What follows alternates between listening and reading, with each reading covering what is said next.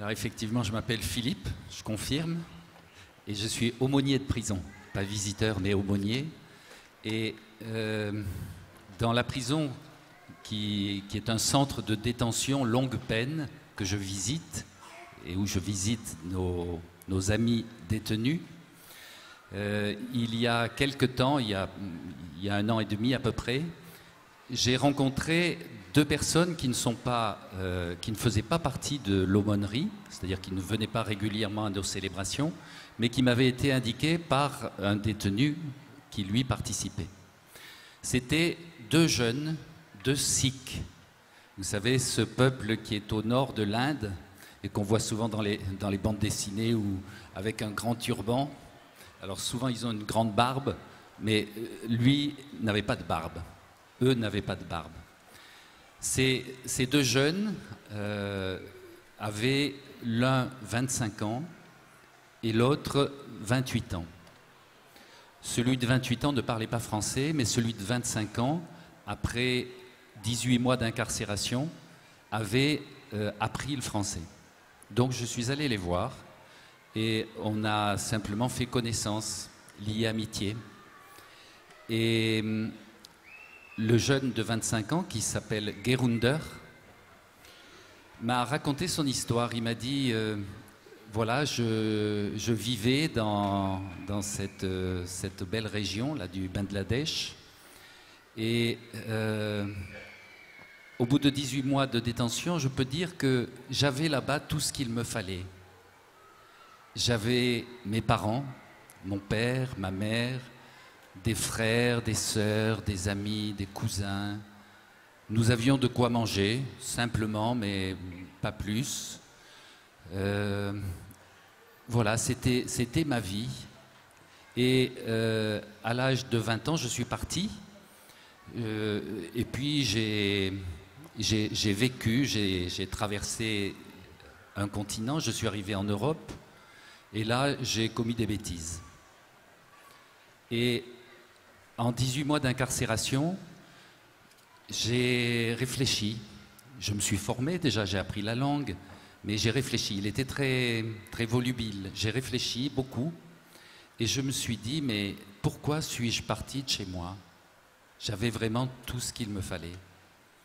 Et un jour, ayant travaillé, parce que les détenus, quand il y a du travail, travaillent, pour gagner quelques euros, un jour, avec les quelques euros que j'avais gagnés, je me suis dit, je vais appeler au téléphone chez mes parents.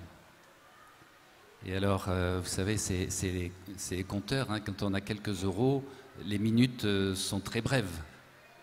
Il a téléphoné, il a fait le numéro avec l'autorisation des surveillants et il a dit « Papa ». Et à l'autre bout, il a entendu « Gerunder ». Et il a expliqué ce qu'il avait fait en quelques minutes. Et son papa lui a dit « Gerunder, je t'attends ». Alors moi, en entendant Gerunder me raconter ça, je lui ai dit « Mais c'est absolument extraordinaire, Gerunder. Je suis sûr d'avoir lu ton histoire il n'y a pas longtemps dans un livre. Je ne l'ai pas avec moi, mais je vais chercher et la semaine prochaine, je te la porte. » La semaine prochaine, je suis venu avec les évangiles. Et je lui ai donné en lui disant « Gerunder, j'ai pas eu le temps de chercher où ça se trouve, mais je te le donne, je te promets, ton histoire est là. »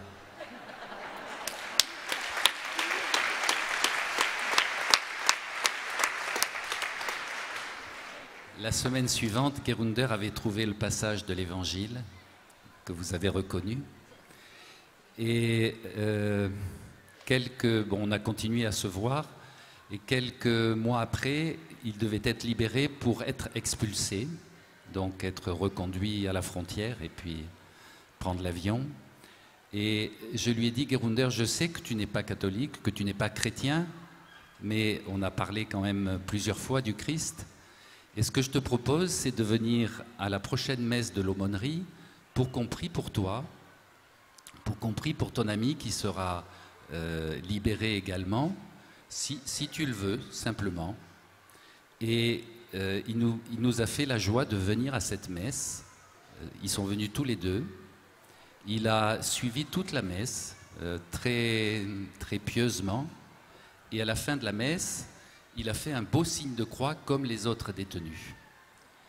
Alors, ce que je vous propose, c'est peut-être que l'on prie pour Gerunder, qui maintenant, je l'espère, j'espère qu'il n'est pas toujours bloqué à Roissy, hein, qu'il n'est pas en attente de vol, mais j'espère qu'il est retourné chez lui et qu'il a repris une vie juste, droite et simple, mais que ce qu'il a perçu à travers ce petit livre tellement beau qui est notre richesse, continue à porter du fruit dans sa vie. Si vous voulez, on va le demander à la Vierge Marie. Réjouis-toi, Marie, comblée de grâce. Le Seigneur est avec toi.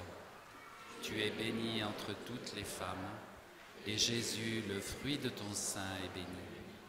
Sainte Marie, Mère de Dieu, prie pour nous pauvres pécheurs, maintenant et à l'heure de notre mort. Amen.